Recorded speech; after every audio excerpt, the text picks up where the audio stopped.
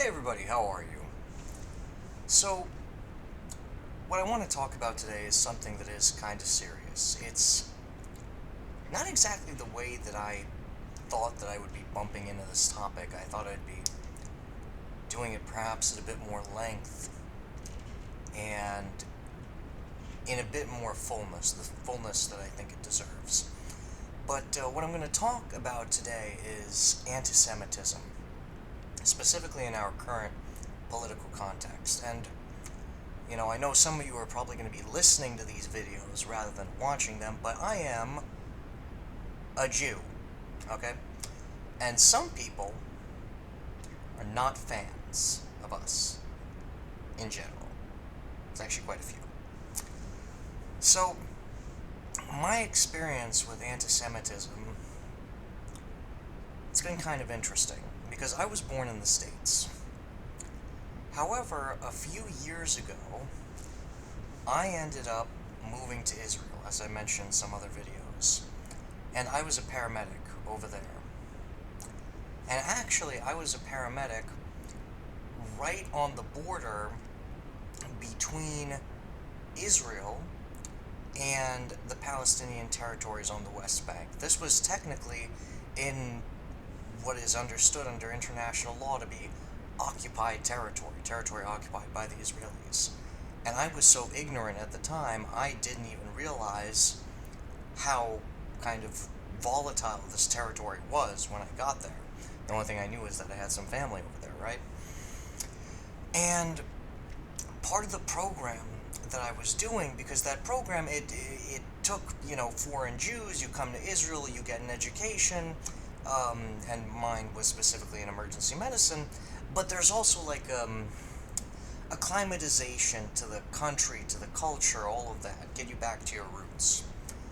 And I remember one of the first trips that we took, it was to a museum, and there are many, many museums of Jewish history in Israel. Very interesting, really well done, a lot of them. Very, special effects. It was, there's a lot of sad bits to Jewish history, but the effects were great, so it was pretty cool. And I remember after one of these, they got us together, and they asked, what does being a Jew mean to you? And I answered as honestly as I could. I said, means absolutely nothing. Other than, my grandma says oy vey a lot, that's what it meant to me. Because I'm not religious. I'm, in fact, a profoundly and deeply convinced atheist. I know all about the history of my people, but I also know about the history of the Romans, and I'm not Italian. Same as I know the history of the Chinese, I'm just a history nerd. So it didn't really mean much to me. And where I was living, in New Jersey, right, there's not a huge amount of right-up-in-your-face anti-Semitism, not in my lifetime. Me and my friends, we told a bunch of stupid jokes when we were kids. I don't even want to... They were really bad jokes. But it was jokes, I never felt as though anyone was judging me or even knew that I was Jewish, or that they knew what it even meant. So it really meant nothing to me.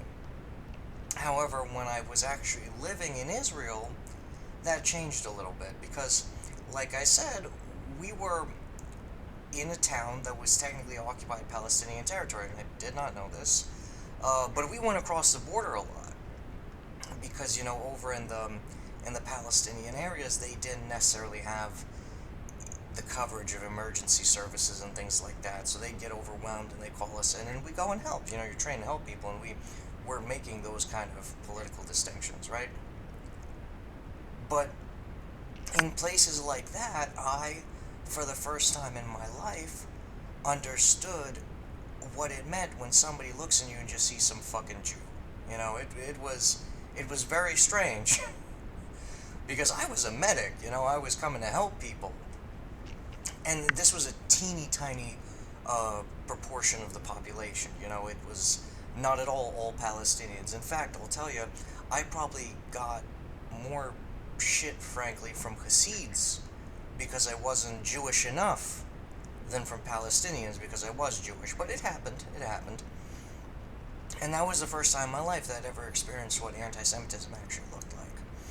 And this isn't going to be a commentary on the whole Palestinian-Israel situation. This is not the video for that. This is a video talking about America, and specifically what's going on and our current political climate and how it is being affected by anti-Semitism. Now, since October 7th and the terrorist attacks that took place then, something has come out of hiding on the left that is bad. You know, there are people on college campuses and just on the street and on TikTok, dear God, and they are saying some really, really stupid, ignorant bullshit. You know, they are saying these things, and it's getting a lot of visibility in our culture, right? And there's a couple of reasons for why they're saying these things. This is something I've looked into, and it involves a lot of ignorance. It involves a lot of people trying to lay their understanding of the world that they live in on someplace else. For example, you know, there are parts of the left where I believe they don't pay attention to their own principles, that they forget what they say about lived experience and race being a social construction, and instead applying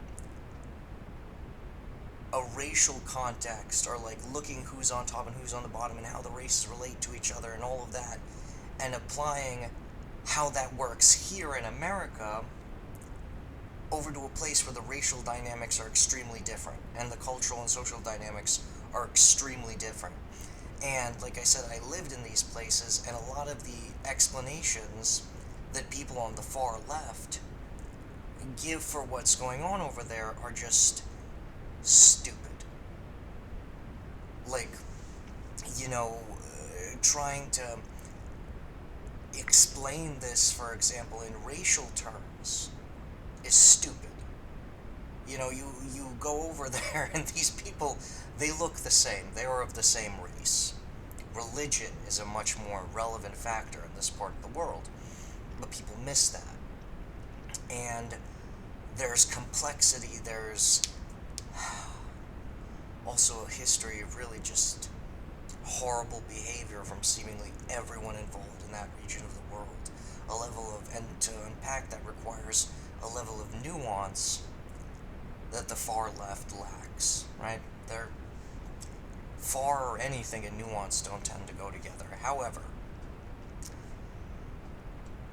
my reason for making this particular video was hearing from a certain person in the media who was, you know, a very well-to-do Jewish, on the conservative side of things type of person. And they were saying that this behavior of these morons on the college campuses is why they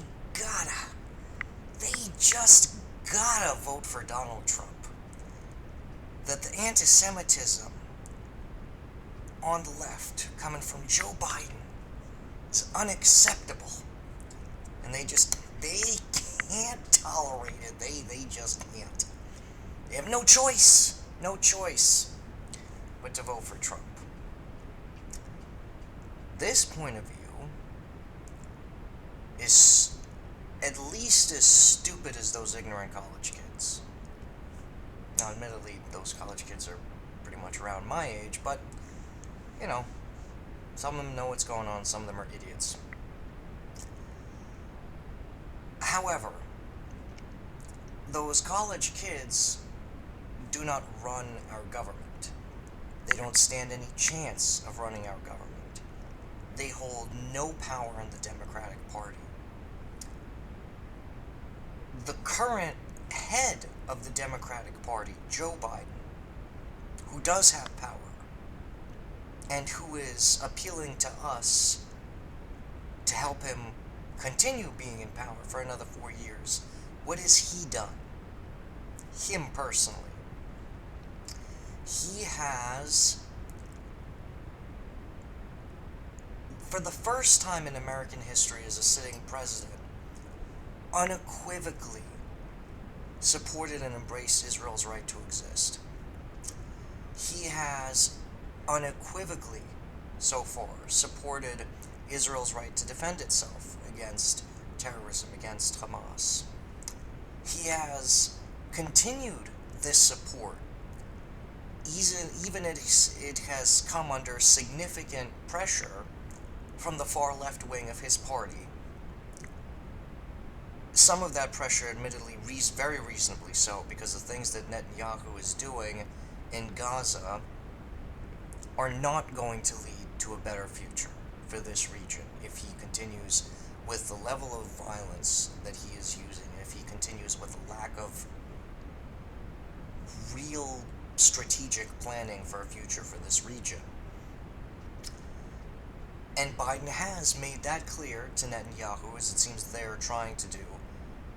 But nonetheless, the support for Israel has remained unflinching, despite the fact that he had to face opposition from within his own party. There was that none of the above vote during the Super Tuesday primaries, which was getting a couple of double-digit, perhaps, percentage points in certain states. And there are a handful of members of the Democratic Party in Congress. And when I say handful, I mean, this amount, maybe, like 5 at most. Mostly you hear about only really 2 or 3 of them, maybe Ilhan Omar, Rashid Tlaib, a handful more, who are really pressing for a ceasefire very aggressively, or using words like genocide or war crimes to describe what's going on in Gaza. Now, I don't think genocide is the appropriate word. I think brutality is an appropriate word. I think that there are members of the Israeli cabinet who are using language that approaches genocidal nature. But if you want to see a genocide, look at Ukraine. That is what a genocide looks like, when the one nation is aggressively trying to erase the concept of the other people, of this other people. That's what genocide looks like. And for the most part, it doesn't seem like that is Israel's intention. Israel's intention seems to be to bomb the living hell out of Hamas, and they don't really care what happens to the Palestinians, one way or the other. And that's leading to a lot of excess deaths. But that is not a genocide. However, it is hard to watch. And there are people who are pointing that out, and there are some people who cannot really tell the difference between these kind of situations, and who also paint the entire Jewish people with the same brush that would be more appropriately pointed to a handful of nutjobs in Netanyahu's cabinet. But again, those people have a really, really, really tiny say in the Democratic Party. Single-digit percentage points. On the other side, we have full-blown, unequivocal embrace of fascism. Well, not even really. I know there's a lot of hoopla around those words. And that fascism is a very specific thing that happened in a specific place at a certain time, and it has certain features. And that a lot of the stuff Trump and his people are doing are similar, and a lot of the things that they're doing are not similar. But one thing that is very similar is the raging anti-Semitism that underscores MAGA ideology at the highest levels. And with no shame and no hiding. For example, there are people on the left who do shout genocidal anti-Jewish phrases like "from the river to the sea." However, a lot of people who are saying that phrase don't know what that means. They have no idea what river or what sea they're talking about. Now, the reason that that phrase is genocidal is because if you look at a map of Israel, and you look at on one side the Mediterranean Sea, and on the other side the Jordan River, if you block off the whole area from the river to the sea, the Jews are all going to be in the middle of the ocean. So that's why, I'm sorry, in the middle of the Mediterranean Sea, rather. That's why it's a genocidal statement. But again, there's a very few among, like, any position of authority in the Democratic Party outside of some schmuck on a high school campus. And relatively few of those know what that means. Now, some of the phrasing on the right is a bit more blunt, if you get what I'm saying. Let me give you an example. Jews will not replace us. Okay? No confusion in that statement. And that's what was being shouted by the rioters in Charlottesville, in North Carolina in 2017 during Trump's first term. And Trump, who said that those were good people, he heard what they said. And we all know what it means. Now, he is the leader of his party.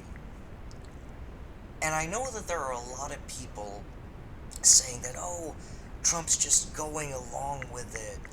He doesn't really think these things. He doesn't really care about any of these, anti-Semitic beliefs.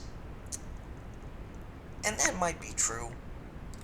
I think to a degree Trump is kind of too stupid to hold any real ideology. I think he's just a passive racist in the sense that he kind of thinks everyone is lower than him, especially if they're in any way different. But the people that are around him at the highest levels, not just those rioters in Charlottesville, right? You can compare those to them, to those, kids on the high school campus, right? But on much higher levels.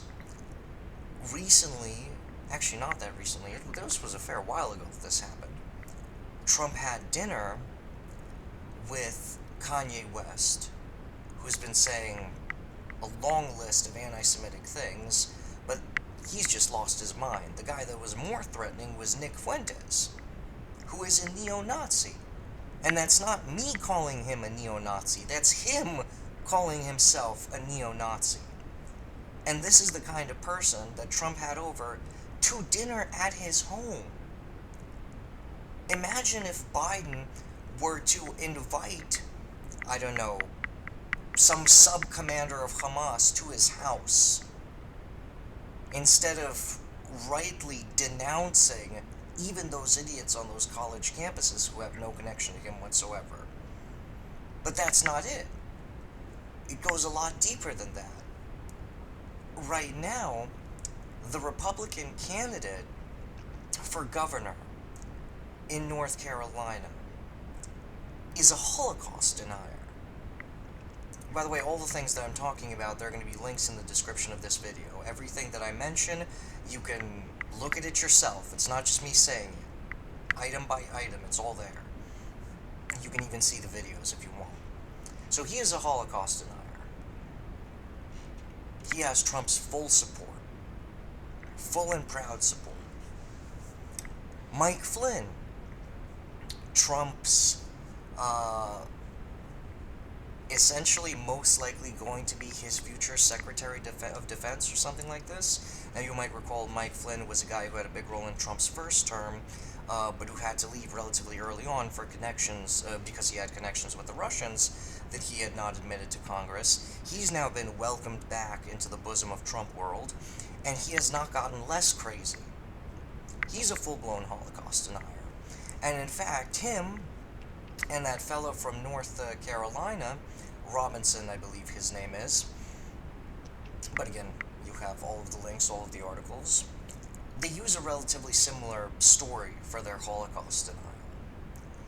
And it goes something like, do you really believe that the Nazis were able to disarm all of those Jews and just take their babies and drag them off to concentration camps? Well, that is actually exactly what happened. Because regardless of what that idiot Flynn thinks, Jews in those times didn't have access to weapons.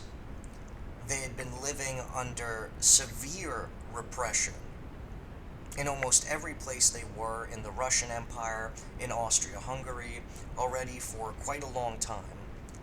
They had been disarmed a long time ago. And when the Germans came to take them away, they came with tanks and they came with machine guns, and they didn't care what you did or where you ran or where you tried to hide. They came for everyone. And they came with overwhelming force. And they killed millions of us, systematically, like ants, like something that needed to be exterminated, because it was polluting the world, polluting the blood, more specifically. That's what the Nazis said. And that's what Trump is saying now, by the way. In his speeches, he is using language that is not at all dissimilar to the type of things that Hitler was saying about how different kinds of people. In this case, he was talking about Mexicans rather than Jews, but, you know, when they come for one type of other, they come for them all. And they're going to come for us eventually, especially when they're using this exact same language.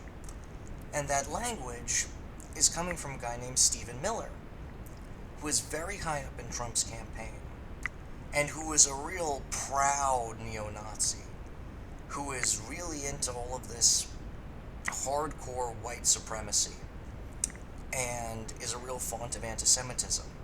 And in fact, the ideas of anti-Semitism have become so wound up in the right. You know, the anti-Semitism on the left, they don't even really understand that it's Jews that they're hating in a lot of cases. Because, like I've said, they've brought over this sort of Western racialization to that region of the world. They see Israel as white people and the Palestinians as brown people. Again, because they've never seen these people and realize that they all look the same. And then, for some of them, they do find out, and it does become like full-blown anti-Semitism. But on the right, it is clear. They know very well who it is that they're hating and why. However, I will actually say this. That's not entirely true. I made a slight error there. While in a lot of cases, like the Charlottesville people, the straight-up Jews will not replace us people, they know, of course. And the people around Trump, the Stephen Millers, the Mike Flynn's, all of the people who are going to be his top, closest advisors, they all know who they hate. However, I've noticed, even among my own relatives, even among people who are also Jewish, that some of these narratives have managed to sink in a little bit. I'll give you an example. One thing you notice is that when anti-Semitic narratives are crafted for a certain group, they are typically painted in a way to fit in with that group's pre-existing beliefs. For example, why is Mike Flynn so big on talking about the disarming of the Jews? Because he wants to play into this far-right gun nut culture that has the idea that we all have to constantly defend ourselves, from an oppressive government, that if you allow yourself to be disarmed, you basically deserve what you get. And that's how those narratives are framed. Likewise, on the left, they're framed around concepts like anti-colonialism or anti-imperialism, the things that they already want to hear. And very often, the word Jew is replaced with something else. Very often the word globalist comes up. Very often it's not even a general concept like globalism. Very often it's a specific person. George Soros. Oh my god, if you had any idea how much I hear about George Soros from my Jewish relatives who think that he's like the spawn of Satan. And the thing is that the things that are said about George Soros, because he is Jewish, that's one of the reasons why he is, targeted so thoroughly, because he's arguably one of the most powerful Jews in the world, and he is so politically active. But there are tremendous lies spread about him. For example, there was a lie that he somehow participated in the Holocaust, that he was, in some way helping bring Jews to death camps. This is just not accurate. The thing is that George Soros was a teenager when the war started. He was like 10, I believe. He was born in 1930, basically. So 9, 10, 11, 12, 13, that's as the war was going on. And in the early period, when he was, again, like a middle school-aged kid, he went to hide with, I believe, either a relative or a friend of a relative who happened to be some, functionary, like some clerk with the German government, and that this relative of his had to serve papers to certain Jewish people who were being evicted from their properties. And again, it wasn't this guy's choice. He was being forced to do it. That was just his job. And he did try to forewarn several people. And again, that's not George Soros himself. That's like I said, his relative. He was a kid when this was going on. But yet it gets spun into this story that, he was kind of participating. And in fact, one thing you will notice with a lot of anti-Semitic, anti-black, whatever kind of bigoted narratives, you're often going to find the narrative pointed in a way to blame the victim. In the idea that just like George Soros, who was a Holocaust survivor, was turned into a Holocaust perpetrator. A lot of times people who try to justify slavery say that, who do you think sold them into slavery? It was other black people from Africa. And that's used as an excuse. Again, they did it to themselves, or they allowed it to happen to themselves. And the flaw in this thinking is confusing groups for individuals. That, of course, in every group, I know full well that there were Jewish collaborators in the Holocaust. Some of them were forced to do it, some of them were tortured into it, some of them had their families held at gunpoint, and some did it just to save their own asses. They existed.